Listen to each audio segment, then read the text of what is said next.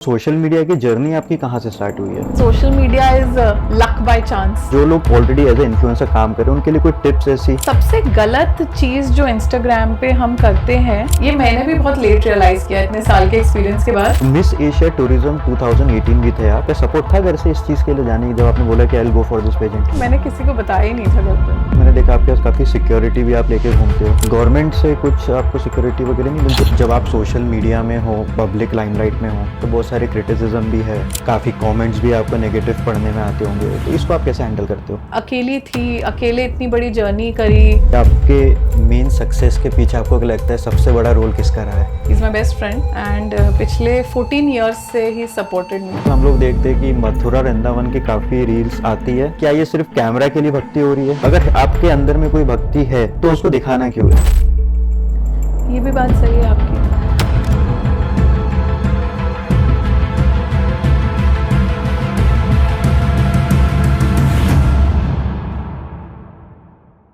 नमस्ते, welcome to Spotlight stories. आज के एपिसोड में जो हमारे गेस्ट है वो है miss universe tourism 2018, 3 time TEDx speaker, a self made entrepreneur and brand ambassador of MP tourism and UP tourism. बात करते हैं तानिया मित्तल जी से। इस पॉडकास्ट में हमने उनसे जाना उनकी लाइफ के बारे में, उनके चैलेंजेस और उनके सक्सेस के बारे में। सो प्लीज़ ये पॉडकास्ट को ज़रूर आखिरी तक देखिए। हमने ये भी नोटिस किया है कि 90% हमारे जो व्यूअर्स हैं उन्होंने हमारे चैनल्स को सब्सक्राइब नहीं किया हुआ है, तो आपसे निवेदन है कि कृपया हमारे चैनल को सब्सक्राइब करिए ताकि ये चैनल जितना बड़ा होगा उतने ही बेहतर गेस्ट हम आपके लिए लेके आ पाएंगे। So please like, share and subscribe our channel.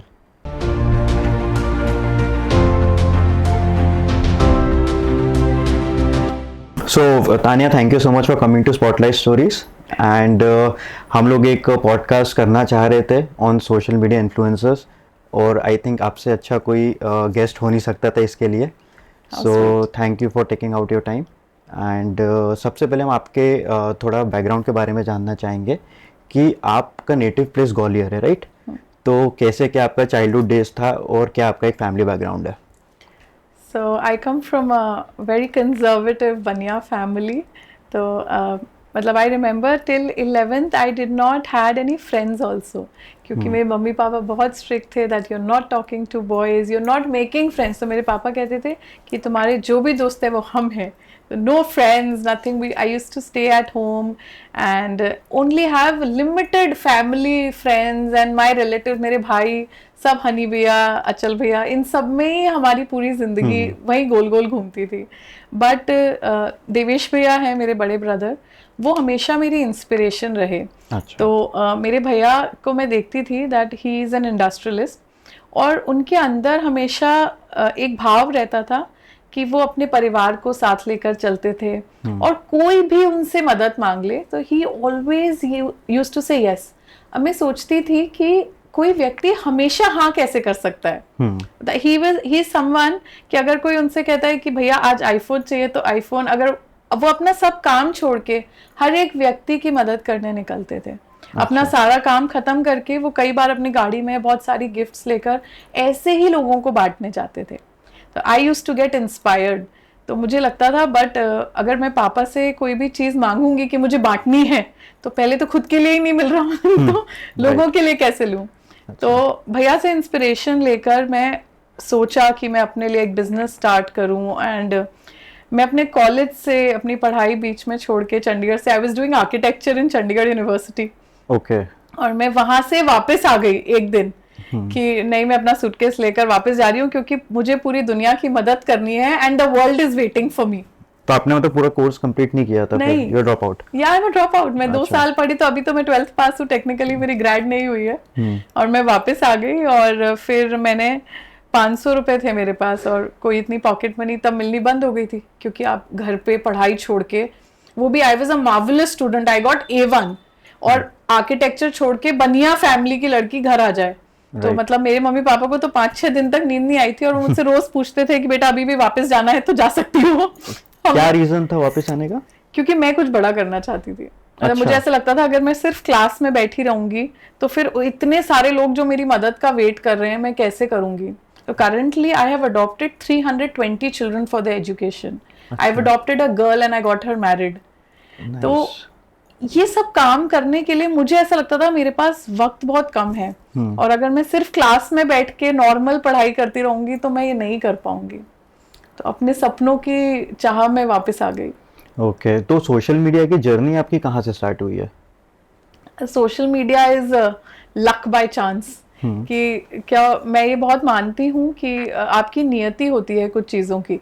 तो हैंडमेड लव बाय तान्या को स्टैब्लिश करने के लिए मैंने फेसबुक पे नहीं किया, मैंने इंस्टाग्राम पे किया, क्योंकि मेरे मम्मी पापा को इंस्टाग्राम चलाना नहीं आता था। अच्छा, तो ये आपका मतलब वापस आने के बाद आपने ये वेंचर स्टार्ट किया? जी।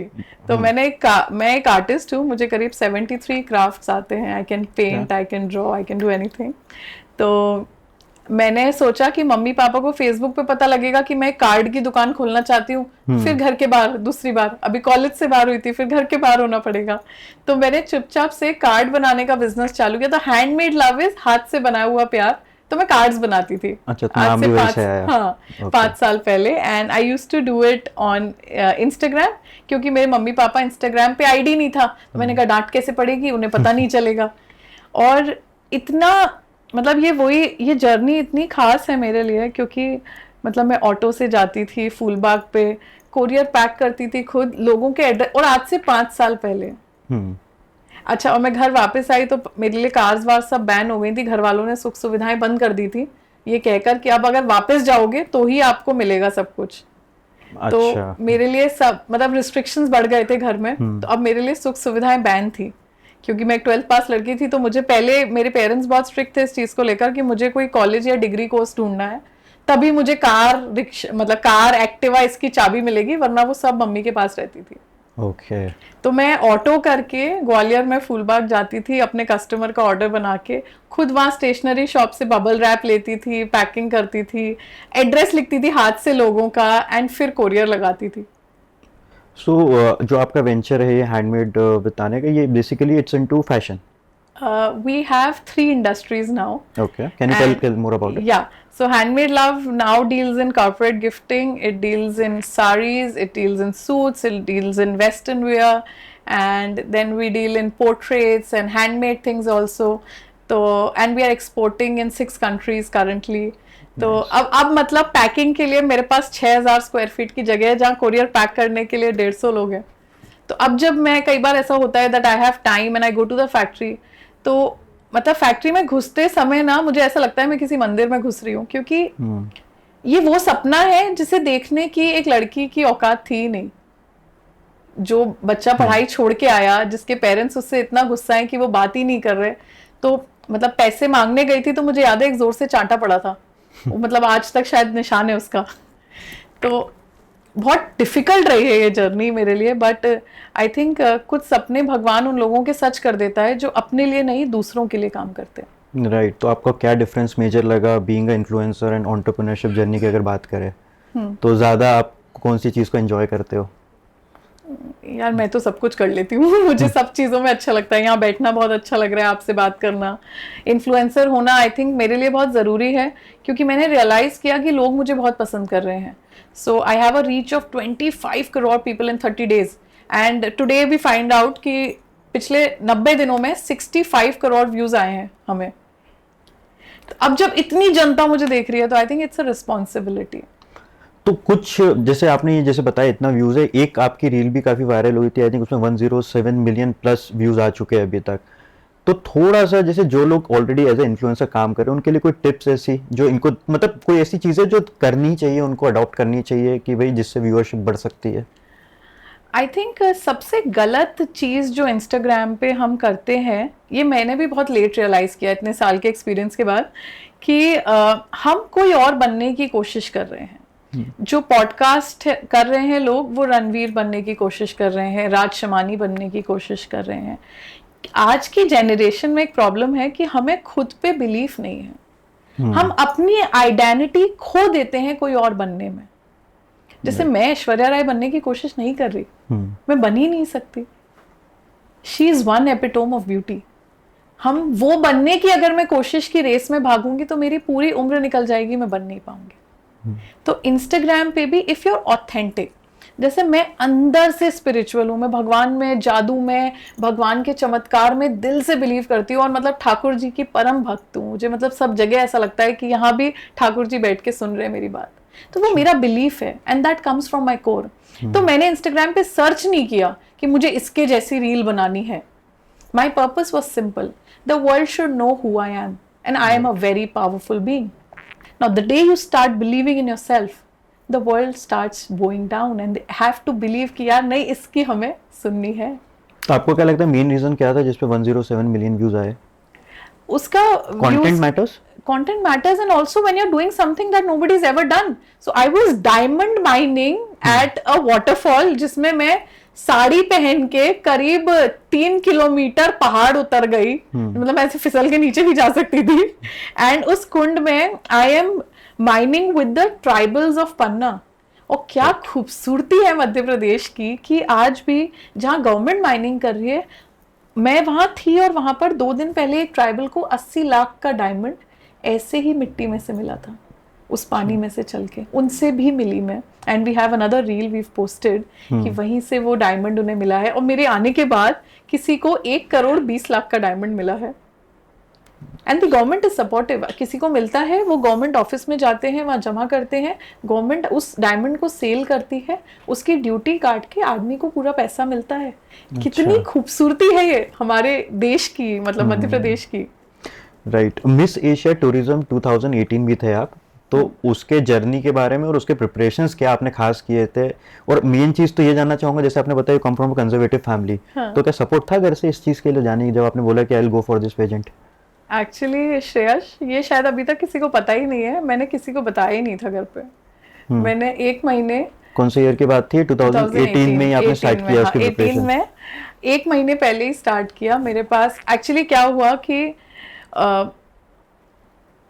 एक रील भी है मेरी कि एक लड़का था जिसे मैं बहुत पसंद करती थी, तो उन्होंने मुझे रिजेक्ट किया इस बेसिस पे कि मैं अच्छी नहीं लगती। अच्छा। I am not good looking. तो फिर मैंने सोचा इन्हें पहले प्रूव कर देते हैं कि ये भी हम कर सकते हैं। तो उस जर्नी में मैंने वेट लॉस किया और अपने आप को बहुत ग्रूम किया। तो 1 डेढ़ 2 महीने में ये सब हो गया था। फिर मुझे ऐसा लगा कि मुझे मिस इंडिया के लिए ट्राई करना चाहिए। अच्छा, तब फेमिना मिस इंडिया के ऑडिशन ना बिग बाजार में होते थे। बिग बाजार में लाइन से आपको जाना पड़ता था, वहीं ऑडिशन होते। Big Bazaar used to be the sponsor. अब अगर मेरे मम्मी पापा ने मुझे बिग बाजार में लाइन में खड़े होकर ऑडिशन देते देख लिया तो मुझे तो वहीं टमाटर ही बनना था। तो मैंने ये रिस्क नहीं लिया, इसीलिए मिस एशिया टूरिज्म यूनिवर्स चुना, क्योंकि इसका कंपटीशन जो था वो इंडिया के बाहर था। तो मैंने कहा किसी को पता नहीं चलेगा, चुपचाप हो जाएगा सब कुछ। तो मैंने कभी मिस इंडिया और इसके लिए सोचा ही इसलिए नहीं, मतलब मैं अपने मम्मी पापा से बहुत डरती थी कि मुझे ऐसा कुछ नहीं करना कि वो गुस्सा हो जाए, मैं उनसे बहुत प्यार करती हूँ। तो चुपचाप पूरी प्रिपरेशन की। मेरे को बहुत अच्छे से याद है, मेरे अकाउंट में 1,40,000 थे। 1,36,200 रुपए मेरे कपड़े और उन तैयारियों में खर्च हो गए। कोई स्पॉन्सर नहीं, कोई कुछ नहीं। मतलब जब मैं गई थी लेबनान, मेरे अकाउंट में सिर्फ 3,600 रुपए थे। अगर मुझे वहां से बीच में लड़ झगड़ के वापस आना होता तो मेरे पास टिकट के भी पैसे नहीं थे। और पापा मम्मी को कुछ नहीं पता था, मम्मा को पता था। पापा को तो मेरी 4 बजे फ्लाइट थी और रात को 12 बजे मैंने बताया कि पापा मैं ऐसे दुबई जा रही हूँ, वहाँ कंपटीशन है। तो उनने तो ये बोला कि अगर तुम आज चली गई तो वापस मत आना घर। अच्छा। और फिर वो सो गए वेरी कैजुअली, लाइक कि यार मैं सो रहा हूँ, क्योंकि उन्हें पता था कि कभी मतलब मैं इतनी ज्यादा एविड लवर हूँ अपने पेरेंट्स की, मैंने उनकी बात आज तक कोई टाली नहीं थी। पर फिर उस दिन बस मैं मंदिर में गई और मतलब राम जी के आगे हाथ जोड़े कि मैं पापा को 15 दिन बाद आके मना लूंगी, भीख मांग के लेट के जैसे वो मानेंगे।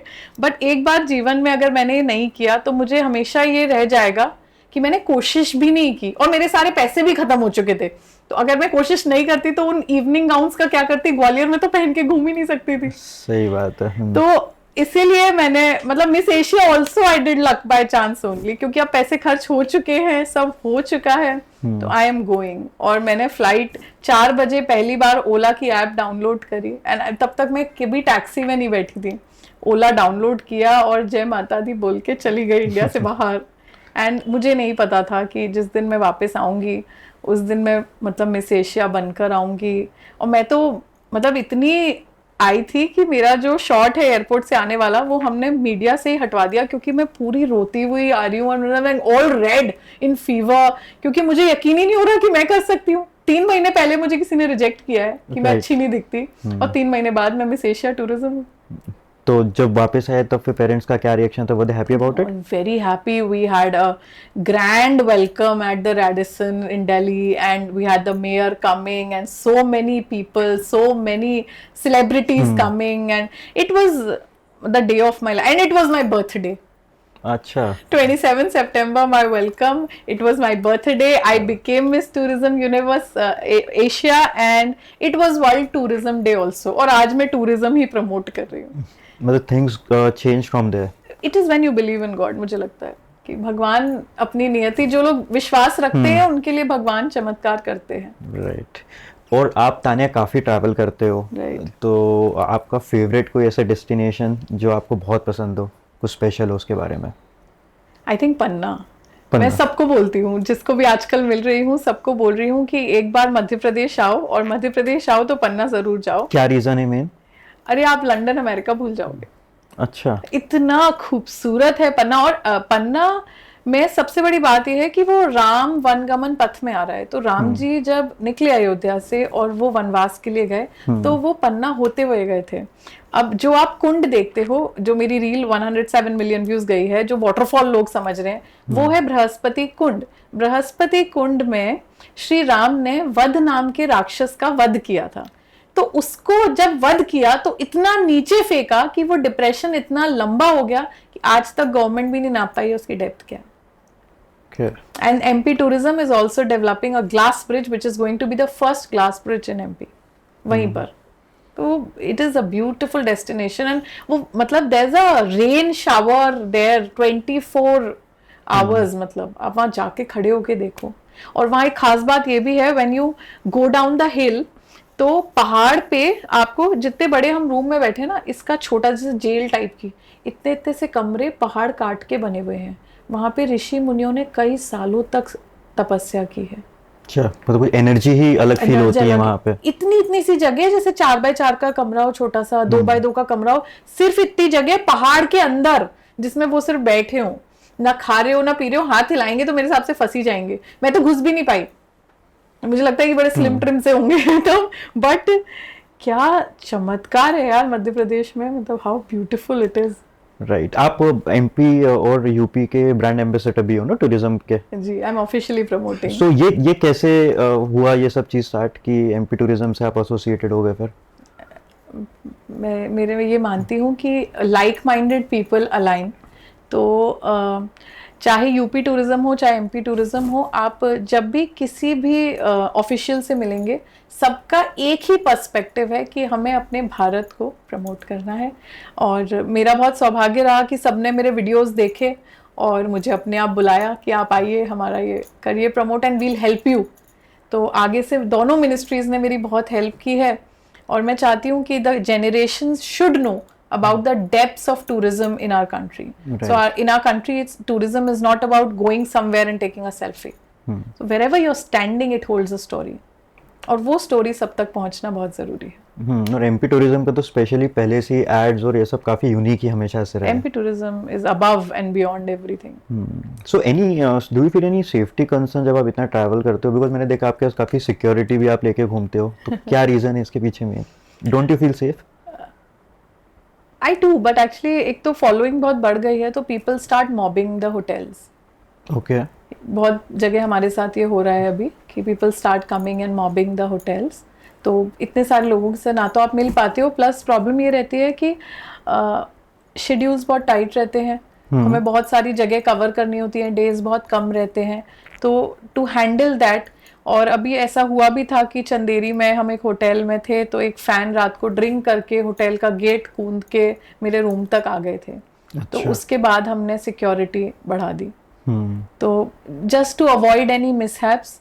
और फिर वैसे भी यार कोई भी लड़की अपने घर के बाहर होती है तो माता पिता को चिंता होती है। सही बात। एक रात के लिए भी उनकी बहन, उनकी बेटी, उनकी वाइफ उनके घर के बाहर जाती है तो कितने भी आप छोटे घर से हो बड़े घर से हो, किसी को नींद नहीं आती. तो my family feels very concerned about me being out all the time. So and I also feel safe that I have a team with me. Right. तो बट गवर्नमेंट से कुछ आपको सिक्योरिटी वगैरह नहीं मिलती ऐसे टाइम पे जब आप थोड़े से आउटस्कर्ट्स लोकेशन पे जाके जी, एमपी टूरिज्म पुलिस और यूपी टूरिज्म पुलिस भी मेरे साथ रहती है उस टाइम पे. जी.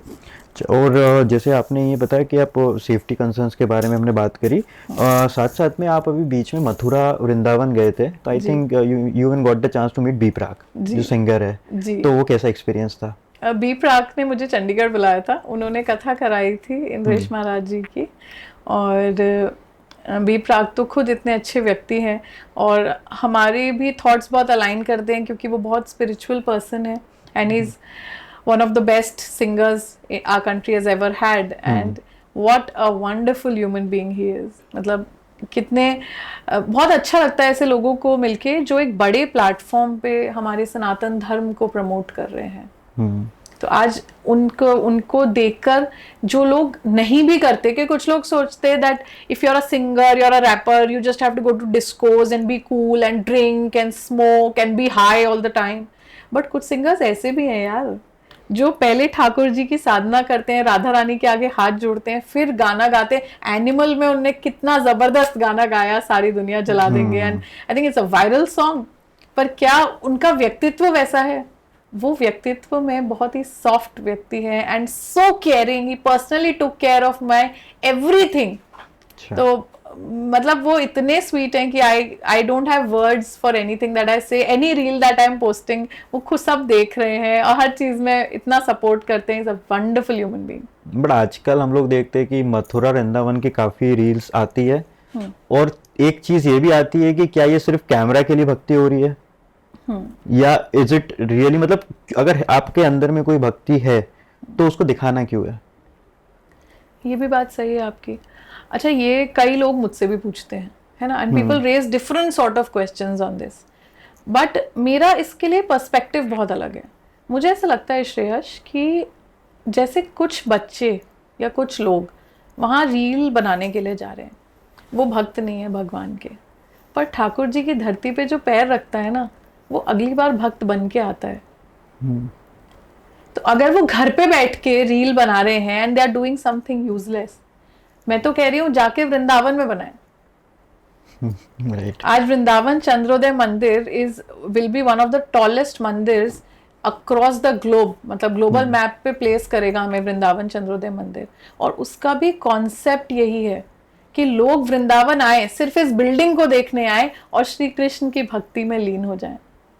तो मैं तो कह रही हूँ लोग जाएं वृंदावन, रील बनाने ही जाएं, पर आप जाओ एक बार और अगर आपके अंदर ठाकुर जी में विश्वास ना जग जाए तो. ये बात तो सीखी. मैं भी गया था और बाके बिहारी के दर्शन करने मुझे मिले थे जी. तो कहीं ना कहीं उस वहां पे जाके फील तो होता है कि मतलब आप उनके हो जाते हो. हाँ, आप पहली बार जो करने जाओगे शायद आपका थॉट अलग हो, पर ऐसा नहीं हो सकता कि आप दूसरी बार करने जाओ और तब भी आपका थॉट वही हो. राइट. अच्छा, और आप जैसे ये ब्रांड प्रमोशन के बारे में अगर बात करें तो इंस्टाग्राम पे अब काफी बड़ा एक सोर्स ऑफ इनकम है ये. राइट. तो ये कैसे डिसाइड होता है तानिया कि मतलब ब्रांड आपको किस बेसिस पे पेगा? I think brands pay you for your creativity. Some brands pay you for your followers भी मैटर करते हैं बहुत. अच्छा. मतलब जब मेरे 5 लाख फॉलोअर थे तब मेरे को 50,000 मिलते थे एक ब्रांड से. अब मुझे 1 से 1.5 लाख रुपए एक रील का मिलता है for any brand that I M promoting. So it's huge. Now for my one story I get 50,000 rupees from a brand. Plus what they do is कि we give them content rights. तो जैसे मैंने उस video को बनाया तो they can run ads on it for a year. तो ये अच्छा सोर्स ऑफ इनकम है मेरे लिए भी, बिकॉज साइड इनकम में अगर 20 ब्रांड भी प्रमोट कर दिए इंस्टाग्राम पे तो बढ़िया चलता है.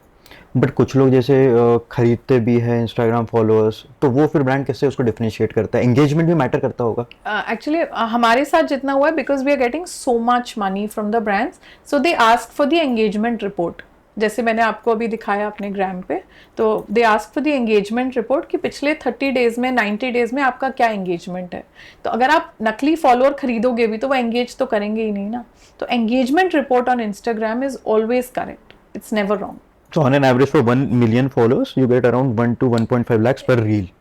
It depends on your credibility and content and engagement. अगर आपका एंगेजमेंट बहुत अच्छा है, it will matter a lot. Like anything we are posting, we get 1,500,000 minimum 500K views.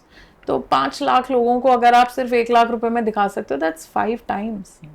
Right right. और जब आप सोशल मीडिया में हो, पब्लिक लाइमलाइट में हो, तो बहुत सारे क्रिटिसिज्म भी है, काफ़ी कमेंट्स भी आपको नेगेटिव पढ़ने में आते होंगे, तो इसको आप कैसे हैंडल करते हो? शीर्ष, मैं बहुत पॉजिटिव लड़की हूँ. मैं नेगेटिव कुछ देखती ही नहीं. अगर यहाँ पे ये लाइट भी गिर जाएगी, मैं देखूंगी नहीं, आई वॉक ऑफ. बट थोड़ा तो फर्क पड़ता होगा. I am made of steel and iron. अच्छा. मुझे क्या होता है, जब कोई इंसान बहुत सारी कठिनाइयां पार कर लेता है जीवन में, तो वो सैचुरेट हो जाता है. तो अब मुझे दर्द नहीं होता. अब ऐसे बुलेट लग जाएगी मुझे तो वो लग के निकल जाएगी, पर क्योंकि अकेली थी, अकेले इतनी बड़ी जर्नी करी, बिजनेसेस किए, बिना पैसों के किए, दिन रात काम किया, 10-10 दिन सोई नहीं हूँ, 12-12 दिन खाया नहीं है, तब जाके इतनी सारी गाड़ियाँ, बॉडीगार्ड और ये सब कुछ मिला है मुझे. तो मैं बहुत वैल्यू करती हूँ उसकी. अब इसीलिए जब इतना सारा मेरे ऊपर से निकल चुका है ना श्रेयस, अब ना किसी व्यक्ति से डर लगता, ना किसी सिचुएशन से डर लगता. कुछ होता है बस, मैं तो राम जी का नाम लेती हूँ, मुझे पता है वो सब चीज पार करा देंगे. एंड आई थिंक आपकी लाइफ में अगर कोई भी प्रॉब्लम आ रही है, तो वो भी भगवान की इस मर्जी से आ रही है कि आप उससे कुछ सीखें. And negativity is a very very small thing. अगर 107 मिलियन व्यूज है ना श्रेयस, 1% से भी कम कमेंट होते हैं. 17,000 भी कमेंट नहीं होंगे उस पर, 1,000 कमेंट होंगे. तो हम नेगेटिविटी जो है ना, उसका मतलब एवरेज जो है वो 1% है लाइफ में. तो उस पे जाना ही क्यों? जो लोग हैं फ्री, वो चलो ठीक है 1-8% के लिए कर रहे हैं, बट जो लोग बहुत अच्छे हैं ना, जो बाकी के 90%, वो मुझे पर्सनली मैसेज लिखते हैं and I personally reply to them. जो तारीफ करते हैं, और जिसको तारीफ करनी है ना, वो कमेंट्स में नहीं करेगा, वो पर्सनली डीएम लिखकर भेजता है. इतने लोग भेजते हैं, you have changed my life, I am feeling very happy, हमने घर बैठे पन्ना देख लिया, हमने घर बैठे बनारस देख लिया. मैं तो उनके लिए काम कर रही हूँ. हाँ, बिकॉज मैंने भी आपको कंटेंट देखा है, तो उसमें एक चीज बहुत अच्छी मुझे भी लगी कि वो स्पेसिफिक जगह की आप इंफॉर्मेशन दे रहे हो. जैसे आपने जो इसका भी बताया पन्ना में जो वाटरफॉल का, ये चीज मुझे भी नहीं पता थी. तो आपके थ्रू वो चीज नहीं पता चली, बिकॉज क्या जनरली नई नॉर्मल प्लेस तो कवर करके लोग दिखा देते हैं, बट उसके पीछे की स्टोरी ये हमें नहीं पता चल पाती है. तो इसीलिए मतलब वही है, जैसे this is an example also I give some whenever I give any talk. जब हमारे 32 दांत हैं, अगर किसी एक में दर्द है, तो हमारा टंग कहाँ जाता है? उसी एक दांत पे बार बार. राइट. यहाँ दर्द है, यहाँ दर्द है, ये हो गया, ये हो गया. तो ये एक हमारे अंदर प्रॉब्लम है कि हमारी लाइफ में इतनी सी भी दिक्कत होती है ना, so we focus on the problem. पर जो बाकी की 31 चीजें बिल्कुल परफेक्ट चल रही हैं और भगवान इतना दे रहा है, इतना कुछ है, उस पर हम फोकस करना भूल जाते हैं. तो मैं बाकी नेगेटिव कमेंट में तो कमेंट ही नहीं पढ़ती. जब कुछ बहुत अच्छा सा दिखता है, wow you are looking so beautiful, बस उसको देख लेती हूँ. अच्छा. और क्या being spiritual also helps you? It does यार, इट डज. भगवान हमेशा मदद करते ही हैं. And when you are a spiritual person, you are not negative. आप पहले से ही स्पिरिचुअल रहे हैं हमेशा से, या कुछ इंसिडेंट के बाद में आप शायद ज्यादा मानने लग गए भगवान में? नहीं, मतलब मैं अपनी मदर को बहुत फॉलो करती हूँ. She is my guiding light. मैं तो मतलब मैं सबको बोलती हूँ कि मुझे मेरी माँ में भगवान दिखते हैं. And I have always believed कि जो बच्चे अपनी माँ की सेवा करते हैं, अपनी माँ का ध्यान रखते, my mother is very strict. वो ऐसी नहीं है कि मैं अभी पॉडकास्ट का वीडियो भेजूंगी, शील से आई प्राउड ऑफ यू. मेरी मम्मा मुझे उसमें कुछ ना कुछ कमी निकाल देंगी. तो बट उनकी कमियों में ही प्यार है. और मैंने पूरी जिंदगी ये सीखा है कि अगर आपने अपनी माँ की सेवा की है, अपनी माँ की बात मानी है, तो वो बच्चा कभी लाइफ में फेल नहीं हुआ. और मेरी मम्मा ने मुझे हमेशा सिखाया कि पूरी दुनिया कितनी भी कूल बने, कितनी भी स्मार्ट बने, तुम भगवान की भक्त बनना. मेरी मम्मा मुझे भजन प्रैक्टिस कराती है. अभी भी घर जाती हूँ तो अच्छा, मैं मन करता है कई बार सॉन्ग सुनूं, एंड मेरे पास इतने सारे म्यूजिक के ऑफर्स आते हैं आजकल. मेरी मम्मा मुझे अप्रूव ही नहीं करती, कोई म्यूजिक वीडियो नहीं करना, कुछ नहीं करना. मैं चाहती हूँ तुम भजन सुनो. अभी भी बैठ के मुझे भजन सुनवाती है. मतलब मैं अपना खुद का इंटरव्यू देखना चाह रही हूँ और वो टीवी पे कह देंगे नहीं ये लो ये भजन सुनो इंद्रेश महाराज जी का, श्री पुंडरीक जी का. तो मैं ऐसे धीरे धीरे सभी संतों के बारे में जाना. मैंने, मेरी मदर का तो बहुत बड़ा रोल है, और उनने जो स्पिरिचुअलिटी मेरे अंदर दी, आई थिंक वो मुझे स्टैंड आउट कराती है. मैं किसी भीड़ में खड़ी हो जाऊं, मेरी चमक अलग दिखती है. राइट. और ऐसा कोई हिडन जेम आपको लगता है जो ऐसी प्लेस है एमपी की, जैसे पन्ना तो आपने बताया, उसके अलावा या उत्तर प्रदेश में भी, जो लोगों को ज्यादा पता नहीं है, बट आप जहाँ जाके आए और आपको काफी बढ़िया लगा वहाँ जाके? ऐसी तो बहुत सारी जगह, मुझे लग रहा है मैं हंटिंग पे ही हूँ अच्छी जगहों की, बट लेट मी थिंक। एक बहुत अच्छी जगह है एमपी में, चंदेरी। चंदेरी आप नहीं गए होगे?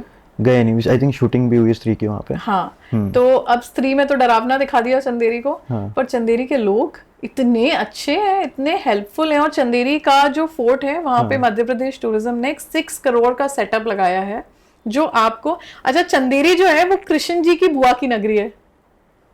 कृष्ण जी के बुआ के बेटे थे शिशुपाल, वो वहां के राजा थे, और उनका जब जन्म हुआ था तो उनके बहुत सारी आंखें और बहुत सारे हाथ थे। तो सबसे पहले श्री कृष्ण ने उन्हें अपने हाथ में लिया था। तो श्री कृष्ण की बुआ की नगरी है चंदेरी, जो एमपी में। तो that is one point. Second ये चंदेरी फोर्ट बेहद खूबसूरत है, और चंदेरी में बेहद खूबसूरत वहां का आर्किटेक्चर, बेहद खूबसूरत वहां के लोग। वहां पे एक प्राणपुर विलेज है जो एमपी टूरिज्म ने डेवलप किया है, जो जिसमें हर घर में कारीगर हाथ से साड़ी बनाता है। तो वहां पर कपड़े पे साड़ी नहीं बनती, वहां कपड़ा धागों से बनता है, हाथ से। एक एक धागे को जोड़ के दे मेक द फैब्रिक।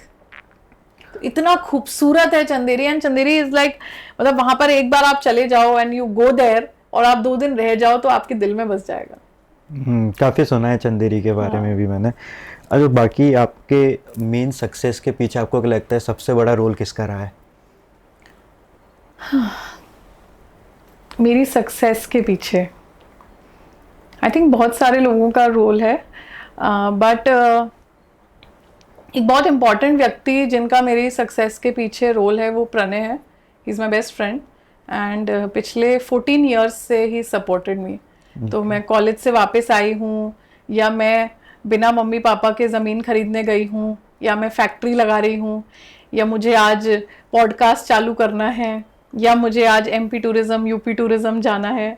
तो मेरे सारे डरावने डिसीजंस में, और क्योंकि मैं बहुत जल्दी करियर शिफ्ट्स करने लगती हूँ क्योंकि मेरे में बहुत टैलेंट है, so he is one person who stood like a rock to me, and wherever I am falling, whatever is happening with me in life, मतलब मैं अनसेफ थी, चंदेरी में डर लग रहा था, या टूरिज्म करने से घबरा रही थी, या आज भी घबराती हूँ कई चीज़ों में। मैं 28-year-old गर्ल, इतनी बड़ी बड़ी फैक्ट्रियां मैंने नहीं सोचा था मैं लगा पाऊंगी। तो मैं जब भी डरती हूँ, घबराती हूँ, Pranay is always stood there for me, and he is one best friend कि सबका होना चाहिए ऐसा। एंड पता नहीं क्यों लोग डरते हैं इस बात से कि लड़कियों के बॉय बेस्ट फ्रेंड्स नहीं होने चाहिए, या बेस्ट फ्रेंड पे ही बड़ी टिप्पणियां मैं रील्स पे देखती हूँ। But I think having a best friend is the biggest blessing of your life. और जिनको अच्छे दोस्त मिल जाते हैं ना, उनकी आधी जिंदगी खुशी से वैसे ही कट जाती है। जी, आप इतने सारे मल्टीपल बिजनेसेस कर रहे हैं, तो क्या आपको फादर से सपोर्ट मिला था? एक इनिशियल जो कैपिटल चाहिए होता है या कुछ, ये सब आपको घर से मिला सपोर्ट?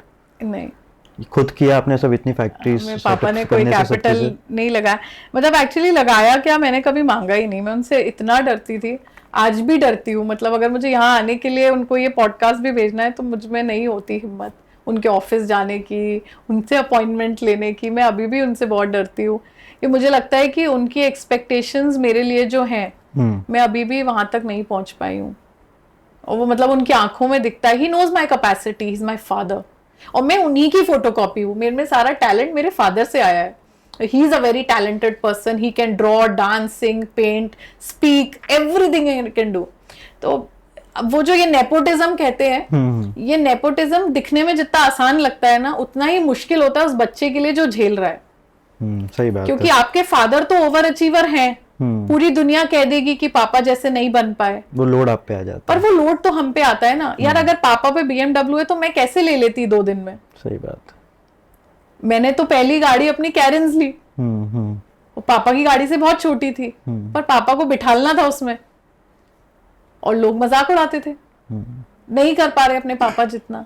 पर फिर भी यार कोशिश तो की ना। तो नेपोटिज्म पे मजाक उड़ाने वाले दूर से मजाक उड़ा सकते हैं, बट पास से अगर आपके पेरेंट्स बहुत ब्रिलियंट हैं, उनकी ब्रिलियंस को मैच करना, उनकी लेगेसी को मैच करना उस बच्चे के लिए बहुत मुश्किल होता है। मैं अपने पेरेंट्स की लेगेसी अगले 10 जन्मों में मैच नहीं कर सकती।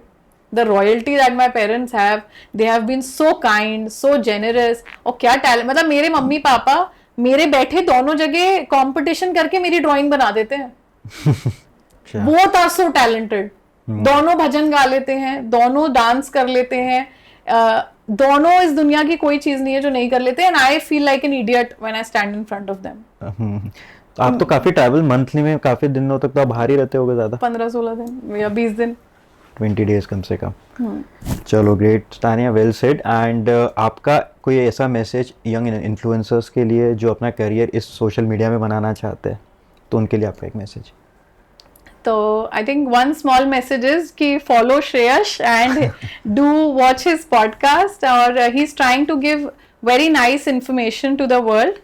प्लस एक बहुत अच्छी चीज जो हम करेंगे वो ये है कि व्यूज से हमारी क्रेडिबिलिटी देखना बंद कर देंगे। मैंने आज तक कोई भी रील के व्यूज नहीं देखे, मैं कभी रील्स के सेक्शन में व्यूज नहीं देखती, मैं सिर्फ डीएम खोल के लोगों के मैसेजेस पढ़ती हूँ, क्योंकि व्यूज हमारी क्रेडिबिलिटी नहीं बताते। हम अच्छा काम कर रहे हैं, अगर 10,000 लोग भी देख रहे हैं, हमें सेटिस्फाई होके सोना चाहिए। ये देखकर कभी नहीं सोचना चाहिए कि यार उसका 1 लाख देखा, मेरा 3 लाख नहीं देखा, मेरा 4 लाख। सिर्फ इस बात के लिए खुश हो कि हमने जितना किया वो अच्छा किया। राइट ये चीज़ तो आपने बोली है, तो 100% पक्का ऑडियंस जरूर सब्सक्राइब भी करेगी चैनल को, बिकॉज ये चीज़ हमने भी देखी है कि मैक्सिमम जो मेजोरिटी है ना, वो नॉन सब्सक्राइबर्स से ही हम लोग को व्यूज आते हैं, सब्सक्राइब नहीं करते चैनल को। तो आई थिंक इट्स ओके, पर जो लोग आपको सब्सक्राइब नहीं करते शायद वो आपके सबसे बड़े फॉलोअर हैं। मे बी समझ रहे हो? जो लोग आपको बहुत ज्यादा लाइक करते हैं ना, वो कभी फॉलो नहीं करेंगे कि ये आगे ना बढ़ जाए, पर वो छुप के देखेंगे जरूर कि ये कितना आगे बढ़ रहा है। हाँ ये भी हो सकता है, सही बोल रहे हो तो you should be very happy कि ठीक है कोई फॉलोअर नहीं है मेरा, पर सब छुप के मुझे देख रहे हैं। चलिए ठीक है, thank you so much Tania for taking out your time और ये पॉडकास्ट पे आने के लिए। डेफिनेटली काफ़ी इंफॉर्मेटिव पॉडकास्ट रहेगा ऐसे लोगों के लिए जो अपना करियर इस फील्ड में बनाना चाहते हैं। तो thank you so much. Thank you.